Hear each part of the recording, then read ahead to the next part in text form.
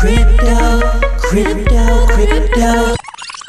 Hey yo, make sure you stop by CryptoKingz88.com and cop your exclusive gear at CryptoKingz88.com. Peace to the fam. It's your Crypto King, PUP, and I'm back at it once again. And I'm just here to get you excited about this cryptocurrency.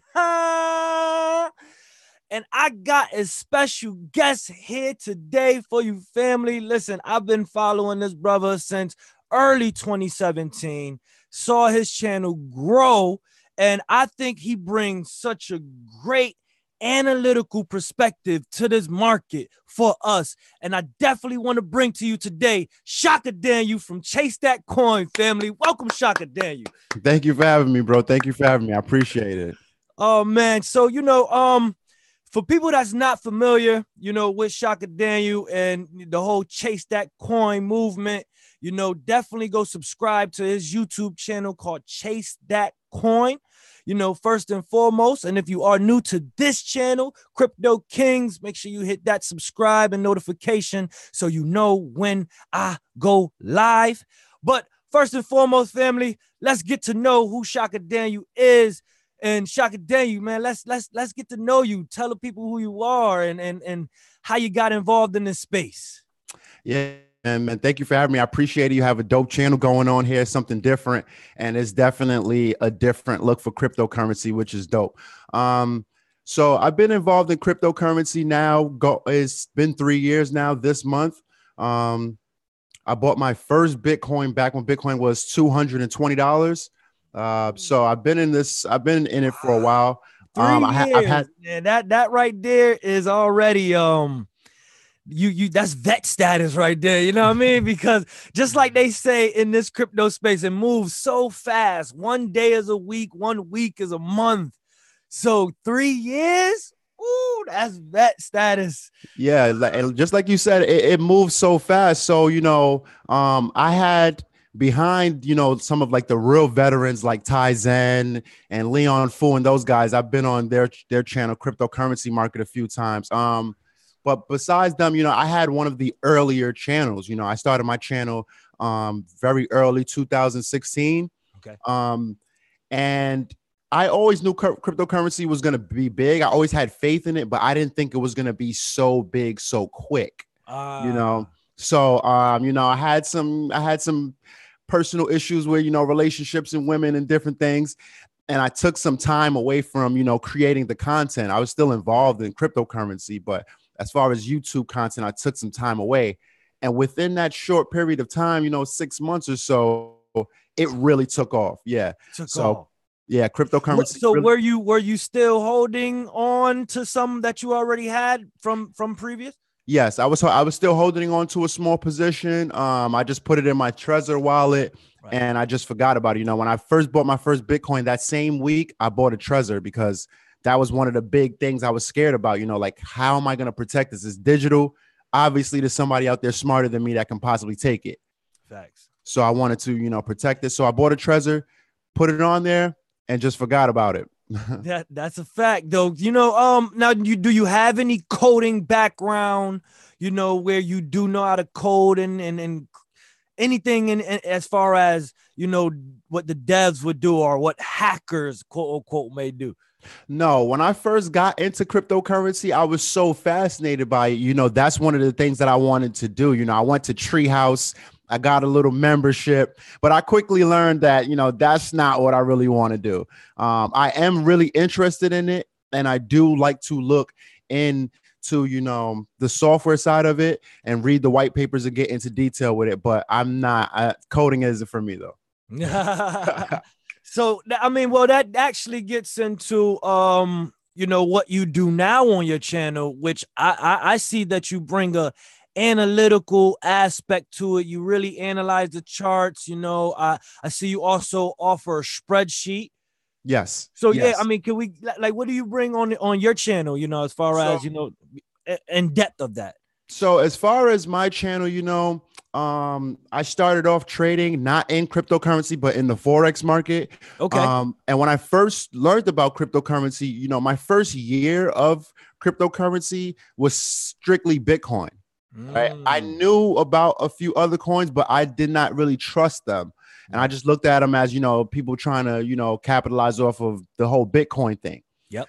So it took a while. It took me, a whole year being involved in cryptocurrency for me to get involved into other coins. So at my channel, what I like to do is I like to look at what's happening in the news and to, compare it to where it is on the chart.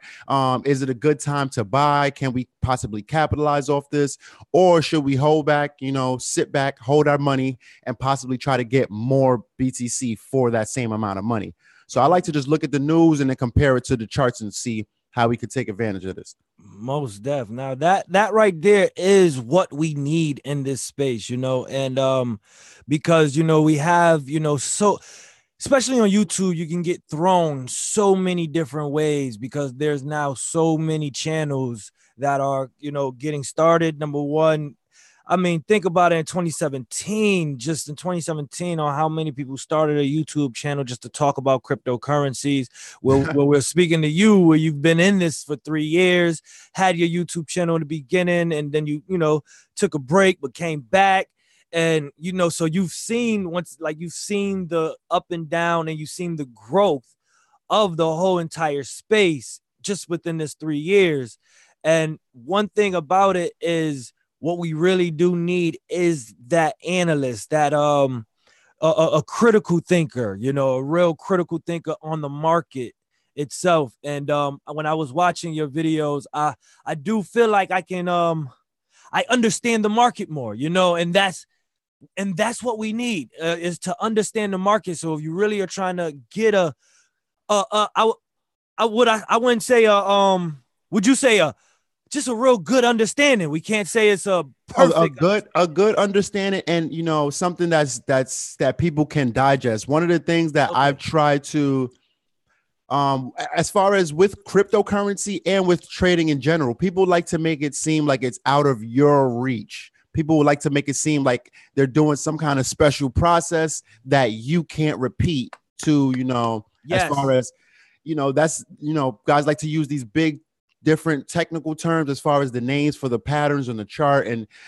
I like to keep it very simple. A lot of the different patterns, even though they're different, they're traded, as far as like the principles are the same. So I try to just make it very easy for people to understand what it is when I'm talking about the charts and when I'm talking about these different cryptocurrencies. So I just try to make it simple because I personally don't want to have a channel where I'm, people come to look to just follow what it is that I'm saying blindly. Like I want them to feel like, okay, I got a kind of a direction, but I still want to go and discover what's down that road for myself.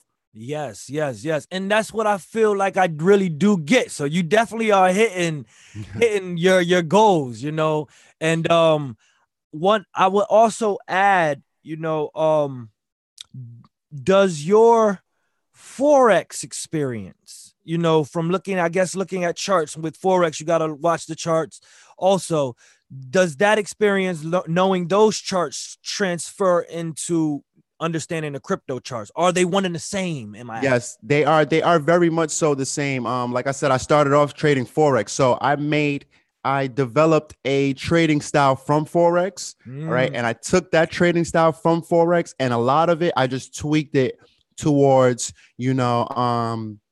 cryptocurrency. Now in Forex, we can since you're trading on margin, you can go long, which means you bet the market is going to go up, or you can bet that the market is going to go down. So you can long or short. In cryptocurrency, I don't think it's a great idea to short. There are opportunities when it will present itself, but for the most part, is that when you think it, like, for example, people are saying that, the futures market is what did this last correction, because the futures contracts ended, and the people that shorted in the futures were the one who were able to, I guess, sell off and to get the price where they wanted it to close at, so they can, get them, basically went off there on their contracts. So if you have that, I guess, foresight, and that is going to go that low, that's when you would probably put a short in. I'm just putting that all together right now. Yeah, no. I mean, that'll be a great way to look at it. But I personally, I don't think it's even great. You know, it's even a smart thing to do as far as shorting cryptocurrencies. Now, if what they're doing, they're shorting a representation of cryptocurrency. So they're not shorting. They don't have the actual Bitcoin. Gotcha. You know, it's a derivative. It's a form of Bitcoin. So it's paper trading. But I've been saying this on my channel for a while now. The more different forms of futures and different things, you know, people, the more Wall Street, quote unquote, gets involved, even though it's not really Wall Street. The more Wall Street gets involved, people are going to feel like Bitcoin is manipulated, and you know, they're gonna look for a market that isn't manipulated. So they feel, and that's going to be like the altcoins and different things. So I think the more futures and different things we get for Bitcoin, it's going to be very bullish for altcoins. Now, I personally, it's hard to tell whether, you know, the reason Bitcoin is going down is solely because of futures. Now, people think that, so that may be the real reason. You know, people think that that's what's going on, so they're acting it out. You know, it's a self-fulfilling future, self-fulfilling prophecy, basically. Right, which only plays into the skepticism or the conspiracy of that. The more Wall Street gets involved, the more now the price will be manipulated. Yes. So that plays into that theory and that conspiracy of it, and which only makes it seem more real. You know, in a lot, and especially in a lot of people's eyes, when you actually can correlate. See, and that's a lot of things in this market. Like, I guess it's really based off of how many correlations you could put together, if I'm not mistaken. Yeah, I mean, that's just like that. What I like to look at that as is confluence. So basically, confluence, if you look in a dictionary, it's a point where two rivers meet. You know, so the way I like to look at that for the market is, the more reasons I have that the market I think is going to go up. So if I have 4 reasons instead of, you know, if I have 5 instead of 4, that's more and more reasons that it's going to do what I think it's going to do. Yes. So putting those different things together, and if it points in that direction, that may be a good direction to go in. Right. So check it. That was a little inside jewel right there. You said 4 or more. 4 more. Just, you know, not the more you can get. You can't say, oh, it happened. I suspected they was going to manipulate it, and the first CME contract showed me that. No, you need about like 3 or 4 more correlations to actually line it up. Yeah, all right. Okay. Yeah, see, hey, hit that like button, family. Hit that like button, everybody. This is what I'm talking about, man. We definitely gotta highlight these things in the market. You know, like this is something to also be excited about, because when you have that type of understanding about the market, then you don't fear so much. Number one, okay? There's a lot of fear in this market, you know, from the people that don't understand how things work, you know, or have the enough correlations to give them a understanding on how things work. So then fear plays a part, and then fear is just a weak emotion, which then causes a lot of sell-offs and a lot of losses, and then that spiral just continues. You know, that's when you realize the loss. All right. Yeah. So the loss could happen, but you actually only realize it when you panic and sell. All right. So you can be down. It's cryptocurrency. You can be down 25% today. After a certain loss, in my opinion, the best thing to do is hold. You know, so you're realizing the loss when you actually sell it and you know, take it in. Right. I lost out. I sold that, man. It crashed. Oh, I lost. Yeah, you did, because you sold. Yeah, you realized it. Check it. Now, sometimes it is a good idea to sell, but you know, after a certain amount of the market swings a certain amount, the best thing to do is sit back, you know, not even look at it, come back in a few days, and you'll probably be higher than you were at that last point that you checked. So right. So for example, crypto in a better perception would be, look at it as long term then. You Yes. know, this is really not no get rich quick. This ain't no get into Bitcoin early, let it go up to 20K, then cash out. No, because then you just missed out on the next 5 years or year that Bitcoin is going to do what it do, or any of these cryptocurrencies are going to do what it do. It's really about positioning yourself. It is about positioning yourself. And a lot of people feel like, that they are late. Actually, if I didn't get in back when I got in, if I just was finding out about it right now, this is a really good spot. All right. Because we're not at $1 trillion yet. It's to the point where, the rappers and certain people are starting to talk about it. 50 Cent just said, he forgot that he did that Bitcoin, he was accepting Bitcoin for his album. So right now is, within the next few months, is going to be like a rebirth or a restart, So this is definitely a really, really good time to be involved. Wow.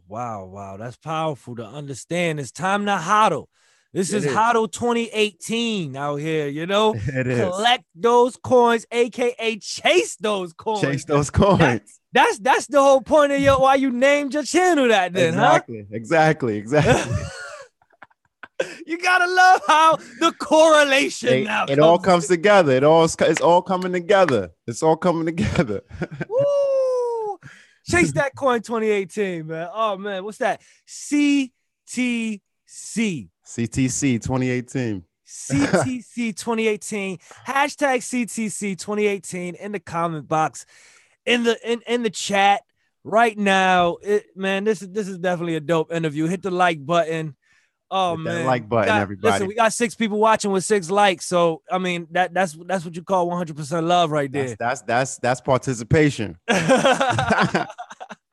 Wow, man. Oh man. So can you give us a demonstration as far as what it looks like to just analyze the charts for themselves? I know you have the share screen qualities there, yes. Capabilities there. Let me. I really feel like a demonstration of looking at the charts is definitely well needed. In at this time. So, can you see my screen? Yes.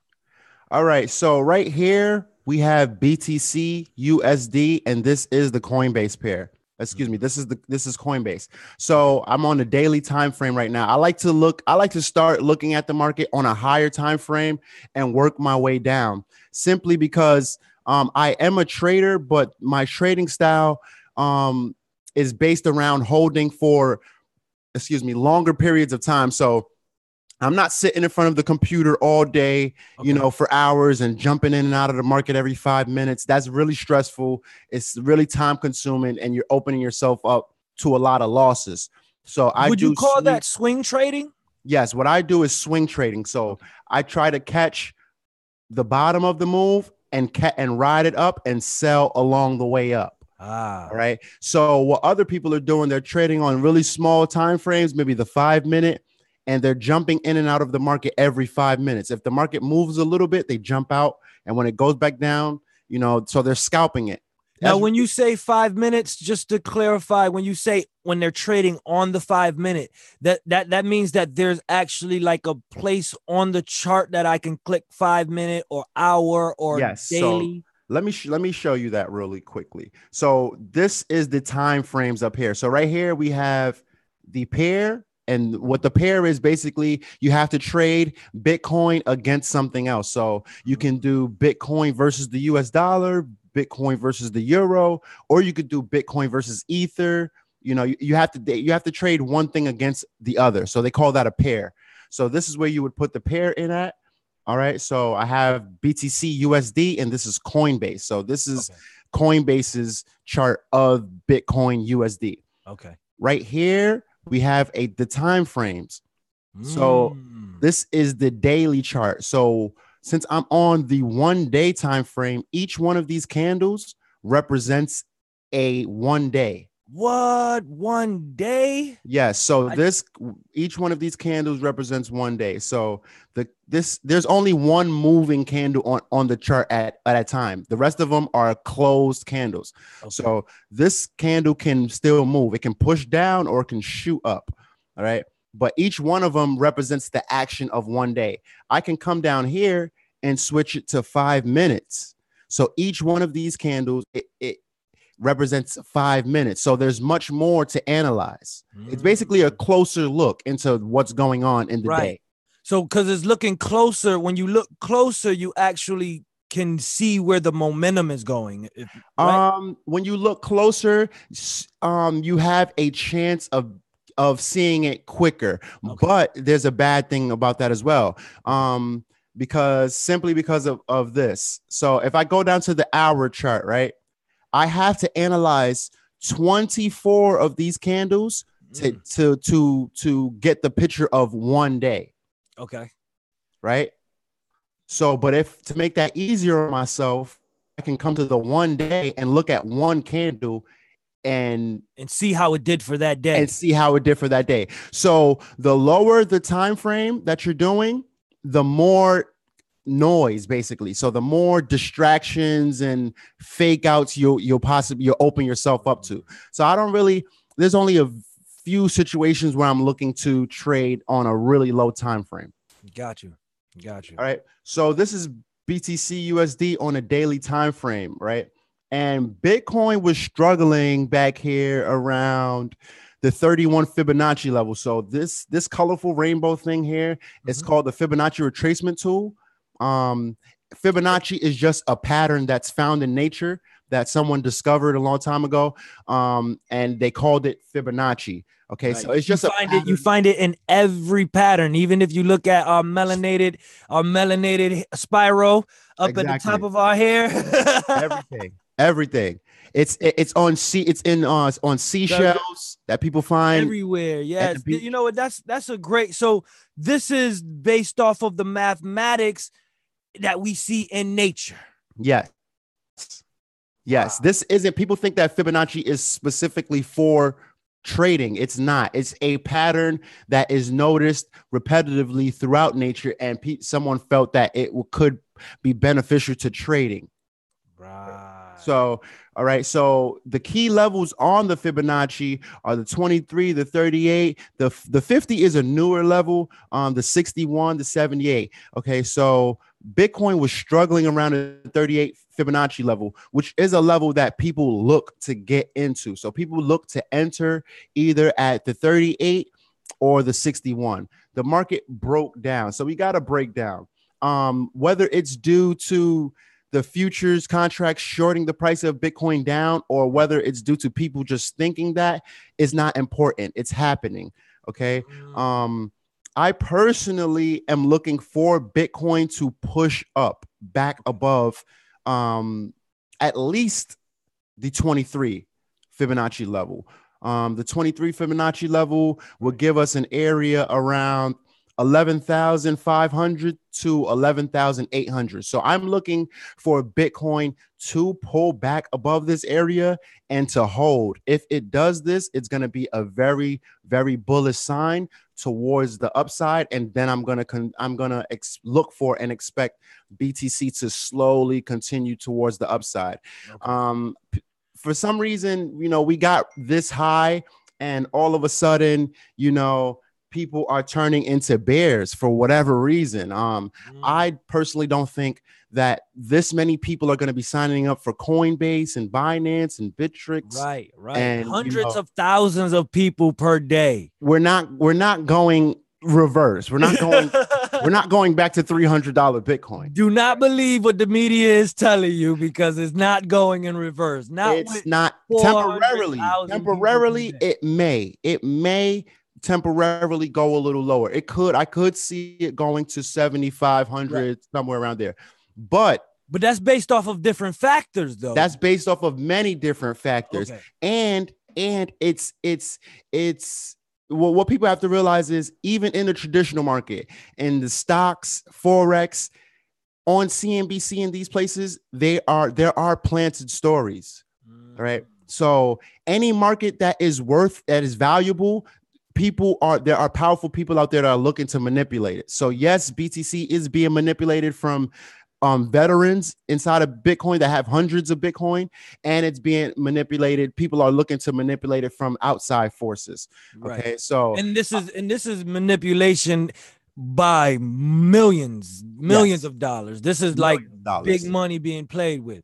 Yes, So big. nothing that we, like you said, it's happening. There's nothing that we can do about it, but either have the millions to actually be in the forefront or be in that circle.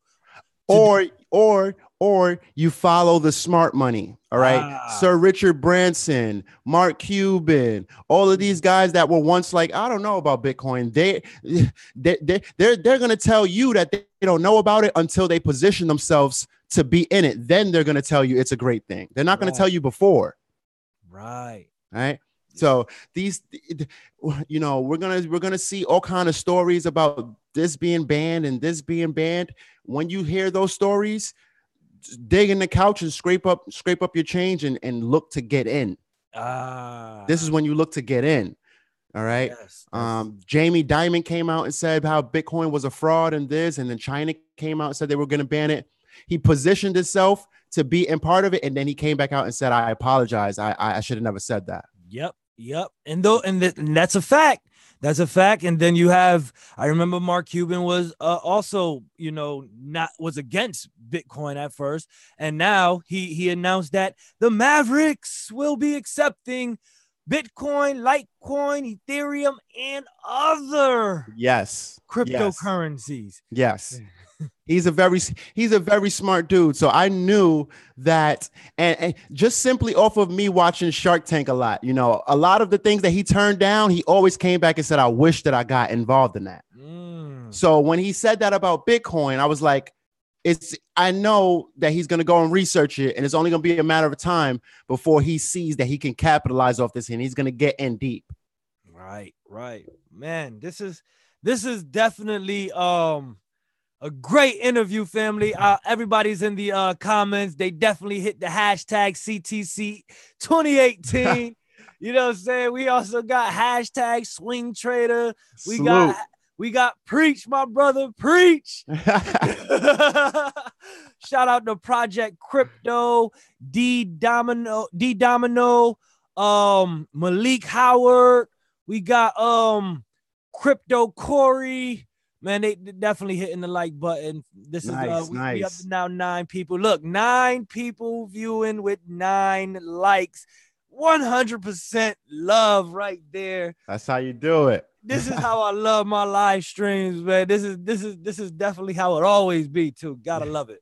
You know what I'm saying? Oh man. So I mean, with that being said, this is definitely what I wanted to tackle, with bringing you on to the Crypto Kings, was to show that you a crypto king. Number one, that's why you stepped on the platform. You're a crypto king for sure. You got the vet status, over here. And with that being said, I mean, for the viewers, I need y'all to leave a comment to let me know if we can continue to get maybe Shaka Daniel to give us some analytics on the platform, maybe once a week, once every 2 weeks or something, once a month. Y'all let me know why the comments, if y'all want them to come back, say yes, bring them back, hit the like button and let me know so I'm going to be on them. I'm definitely about to be on them. Hey, if that's what the people want, we could definitely work something out for sure. Yes. Let's do it. Let's work something out, man. I think this was a great episode and great chance to, like you said, break it down to a simplistic form, to just look at the charts, analyze things, understand that this is a market that's similar, that's just like any other market, and it's, number one, it's a market that's here to stay. So that means you need to be in it to stay, not just in it to get in it and get out, because that ain't what this game is about. That's not where the big win is going to be at. Hey. Hashtag HODL gang. HODL gang. That's what it is. And with that being said, family, I hope I just got you excited about this cryptocurrency. Once again, thank you, my special guest, Shaka Daniel, a.k.a. Chase That Coin. Go subscribe to his channel, and I will see you on the next episode. Peace.